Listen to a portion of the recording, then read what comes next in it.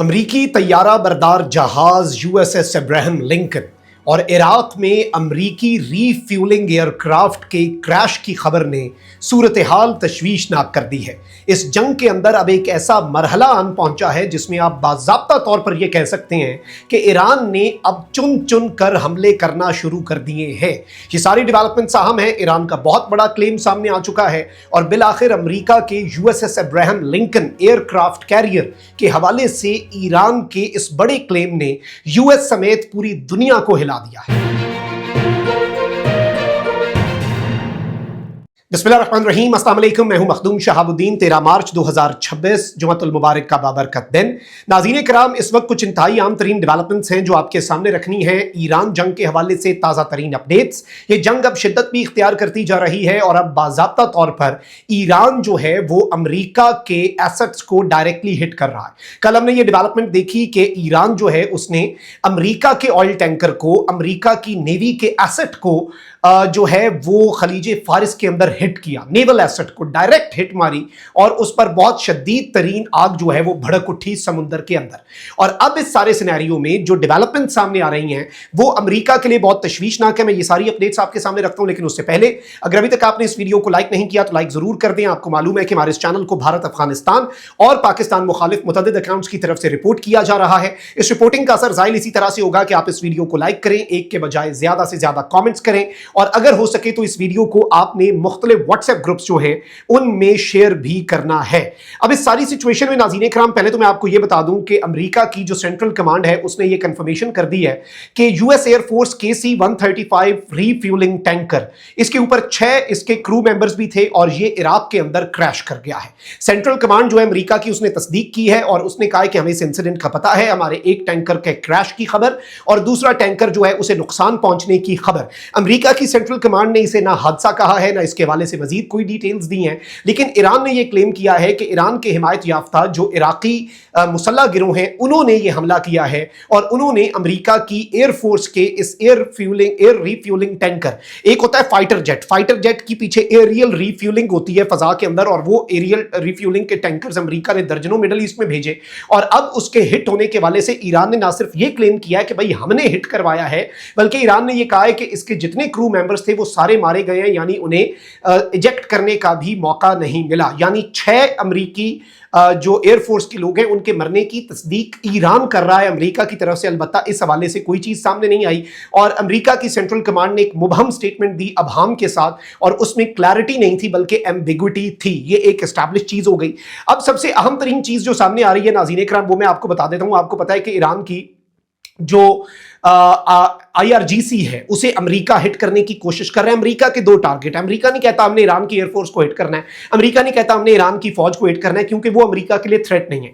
America कहता है हमने ईरान की मिसाइल फोर्स को हिट करना है, मिसाइल यूनिट्स को हिट करना है, मिसाइल कैपेबिलिटीज हमने ईरान से छीन लेनी है और दूसरा हमने इनकी नेवी फारिग कर देनी है, जीरो कर देनी है, इनकी नेवी रहे ना। क्योंकि अभी भी आप देखें अमेरिका ने कितने ईरान के बहरी जहाजों के ऊपर, जंगी बहरी जहाजों पर हमला किया, ईरान के पोर्ट्स के ऊपर हमला किया, लेकिन IRGC की जो नेवी है वो आबनाए हुर्मुज़ में बारूदी सुरंगें बिछा रही है। अमेरिका इस ऐलान के बावजूद आबनाए हुर्मुज़ के अंदर नहीं उतर पा रहा। अमेरिका इस ऐलान के बावजूद आबनाए हुर्मुज़ जो है उसके अंदर कोई जो काम है वो नहीं कर पा रहा। और ये सारी की सारी चीजें जो यूनाइटेड स्टेट्स ऑफ अमेरिका की तरफ से सामने आ रही हैं ये इंतहाई अहमियत की हामिल हैं। इन्हें आपने समझना है क्योंकि ये इंपॉर्टेंट है और यूनाइटेड स्टेट्स जो है उसकी भी इस वक्त सिचुएशन को अगर हम समझें तो बहुत कुछ हमारे सामने आ जाता है। अच्छा, अब इस सबके अंदर अमेरिका के हवाले से एक और तशवीशनाक खबर ये आ रही है। बैक टू बैक अमेरिका को जो हिट्स किए जा रहे हैं, आप ये देखें कि अमेरिकी नशरियाती इदारे CBS न्यूज ने बताया कि आज 19 अमेरिकी फौजी एहलकारों को सऊदी अरब से जर्मनी के एक फौजी अस्पताल मुंतकिल किया गया जहां उन्हें इलाज फराहम किया जाएगा। यानी हालत तशवीशनाक किया ऑब्वियसली अगर वो इलाज गल्फ में नहीं है।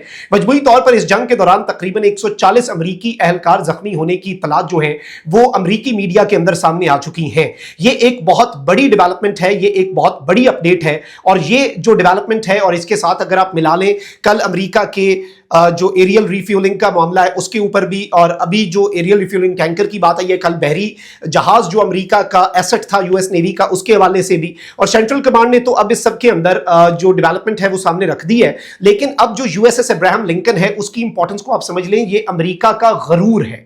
अमेरिका यूएसएस अब्राहम लिंकन को अपना गुरूर कहता है, और इस सब के अंदर अब्राहम लिंकन जो है ये बहरी एयरक्राफ्ट कैरियर पूरी दुनिया आबाद है, और ईरान पर हमलों के लिए इसे स्ट्रेटेजिकली यहां पर लाया गया। इसकी कॉस्ट जो है वो $4.5 बिलियन है, और इस वक्त मैं आपको यह बता दूं कि इसे 1980s में इस कॉस्ट पे बनाया गया था, यानी आज की अगर आप इन्फ्लेशन को एडजस्ट करें तो आज के दिन में इस यूएसएस अब्राहम लिंकन की कॉस्ट है 11.5 से तकरीबन $12 अरब की। और इस सब के अंदर इसमें जो एयर विंग है यानी 90 से ज्यादा इस पे एयरक्राफ्ट है और फुल सिस्टम है, इसके टोटल एसेट्स की वैल्यू जो है वो तकरीबन 15 से 30 बिलियन डॉलर के ऊपर आती है अगर आप एस्टिमेट करें। और ये वो चीज है जिस पर अमेरिका हल्की सी भी आंच नहीं आने दे सकता। ये बहुत बड़ा यूएस एसेट है, और अगर ये इसको कुछ होता है, इस पे इतनी ज्यादा बड़ी तादाद में यूएस पर्सनल हैं कि आप इसे एक पर्ल हार्बर कह सकते हैं। लेकिन अब ईरान जो है वो एक एक स्टेप करके आगे बढ़ता जा रहा है, और ये सिचुएशन जो है ये मजीद टेंस होती जा रही है। आईआरजीसी ने एक बहुत बड़ा क्लेम कर दिया है जो सिपाही पासदारान इनकलाब है, और आपको पता है नए सुप्रीम लीडर ने अपनी पॉलिसी अनाउंस कर दी हुई है। आईआरजीसी का ये क्लेम है कि यूएसएस अब्राहम लिंकन को हमने डैमेज किया है, और इस सब के अंदर इनका ये जो क्लेम है कि मशरिक़ी वुस्ता में ये कशीदगी बढ़ गई है, और ईरान ने दावा किया है कि उसने मिसाइल हमले से जहाज को निशाना बनाया, जबकि अमरीकी फौज जो है उसकी तरफ से कोई क्लैरिफिकेशन जो है वो नहीं आई। अब यूएस सेंटकॉम और पेंटागन जो है उसने ये जो हिट्स हैं इन्हें फिलहाल डिनाई किया, और उन्होंने कहा कि missiles didn't come close, carrier continues normal operations and flight launches in the Arabian sea. और इस सब के अंदर अमेरिका जो है उसने पहले इसकी कुछ तस्वीर जो है वो सामने यूएस लाया था। अलबत्ता अब जो ईरान की तरफ से हिट है उस पर अमेरिका का कोई एज सच क्लैरिटी के साथ मौकिफ जो है वो सामने नहीं आ रहा। अगर अमेरिका का क्लैरिटी के साथ मौकिफ सामने नहीं आ रहा तो इसका एक ही मतलब है कि सूरत हाल जो है वो बड़ी डिफरेंट है, सूरत हाल बड़ी तशवीशनाक है, और सिचुएशन जो है इट रिमेन्स टेंस। और इस एक डेवलपमेंट के बाद रात गए तक ईरान पर भी बहुत बमबारी होती रही, अभी भी कुछ बमबारी की इत्तलात है तेहरान में, और अभी तो अमेरिका ये कह रहा है कि हमने मशहद तक अटैक करना है, क्योंकि अफगानिस्तान के करीब और अमेरिका और इसराइल और यूएस एयरक्राफ्ट कैरियर की रेंज से दूर ईरानियन लीडरशिप के मौजूद होने के हवाले से बताया जा रहा है। और अब अमेरिका को खैर बड़ी तलब भी महसूस हो रही है बगराम एयरबेस की। मैंने एक व्लॉग में उसके हवाले से बड़ी डिटेल्स रखी हैं। तो इस वक्त एक तरफ तो मिडिल ईस्टर्न कंट्रीज जो हैं उनके ऊपर लगातार अटैक्स हो रहे हैं, वो अटैक्स रुकने का नाम नहीं ले रहे, और अब जो ताजा तरीन सूरत हाल है उसे भी अगर हम एनालाइज करें तो बहुत कुछ जो है वो साइमल्टेनियसली चल रहा है। और इस सिनेरियो के अंदर अभी हमें मजीद ऑब्जर्व करना होगा कि ये सिचुएशन किस तरफ को जाती है। ये बहुत जल्दी एस्केलेट हो सकती है, बहुत तेजी से एस्केलेट हो सकती है, और अमेरिका के ऊपर जिस तरह से अब ईरान डायरेक्ट हिट्स कर रहा है, ईरान हेजिटेट नहीं कर रहा, ईरान रिलक्टेंस नहीं दिखा रहा, और ईरान जिस तरह से पीछे नहीं हट रहा। और ईरान के सुप्रीम लीडर ने तो मिडिल ईस्टर्न स्टेट्स को धमकी दे दी है कि भाई अपनी सरजमीन से ये अमेरिका के अड्डे हटाओ, वरना फिर हम जिम्मेदार नहीं होंगे, वरना फिर हम अपने हिसाब से चीजें करेंगे और हम अपने हिसाब से आपको हिट करेंगे, और ये चलता रहेगा। तो इस वक्त सिचुएशन टेंस है, मामला देखना होगा कि कहां पर जाकर रुकता है। लेकिन अभी तक की डेवलपमेंट्स मैंने आपके सामने रखी, और आपने भी राय में बल्कि जरूर इस राय का इजहार करना है, और डेवलपमेंट्स जो है वो मजीद भी आपके सामने रखते रहेंगे, आपको अपडेट करते रहेंगे। लेकिन इस डेवलपमेंट के और अभी तक के सिनेरियो के हवाले से कमेंट सेक्शन में अपनी राय का इजहार जरूर करें। मजीद अपडेट्स के हवाले से भी हमारी कवरेज जारी रहेगी। अल्लाह निगहबान, पाकिस्तान जिंदाबाद।